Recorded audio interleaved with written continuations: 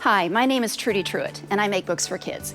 You might know some of the characters in my stories, characters like Julep O'Toole, Scab McNally, and Kestrel Adams. Today, I'm here to talk about one character in particular, Cruz Coronado. Cruz is 12, and he's the main character in my series, Explorer Academy.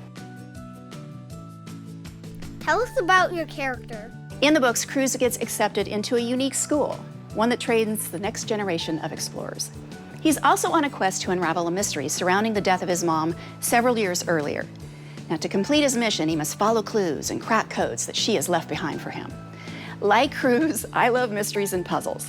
When I was a kid, a series called 2-Minute Mysteries was one of my favorites. The books were filled with short stories, each ending with a mystery that you had to solve.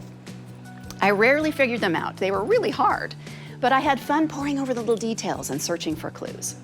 My best friend and I used to write secret notes to each other in class using rebus puzzles.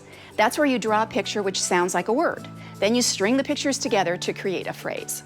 I deliberately put a rebus puzzle in Explorer Academy as part of a scavenger hunt.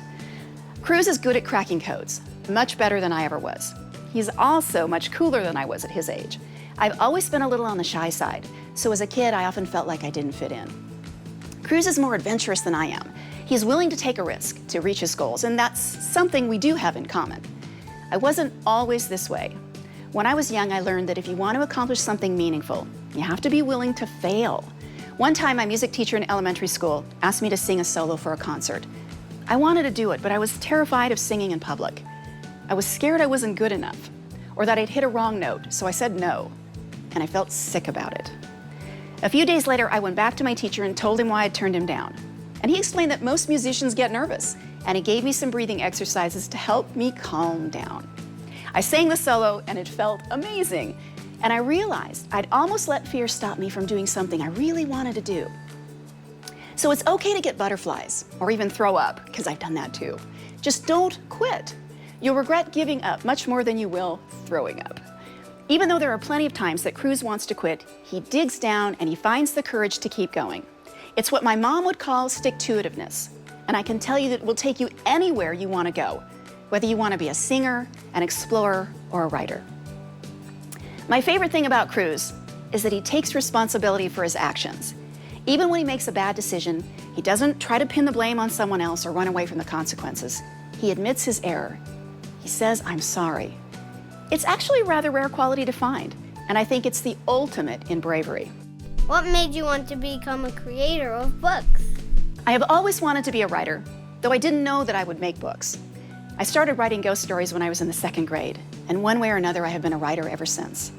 I've been a newspaper reporter, a TV news reporter, a weather forecaster, and a freelance writer. And as a forecaster, I got to visit classrooms and talk to kids about meteorology. The students were always so curious and asked such great questions. I thought it would be fun to write weather books for them, and that's what I did. The first book that I ever published was a nonfiction library book through Scholastic called Clouds. So besides my parents, I owe my career as a writer to my teachers and our librarian at Scenic Hill Elementary in Kent, Washington, where I grew up. When I was in the 4th grade, my mom took me to see a play, and then of course, I wanted to be a playwright. And I began writing plays, and even adapted some of my favorite library books. We did The Grinch Stole Christmas one year. I would cast my friends in the roles, and we'd rehearse during recess. We'd even make our own costumes. My teacher, Mrs. Zielinski, was fantastic about us. She let us put on the plays in front of the class, and sometimes arranged it so that we could perform in front of the whole school. And I remember standing to the side of the stage and looking out into the audience, seeing all those faces watching the play and intently hanging on every word, words that I had written. Every day I get to wake up and do what I love.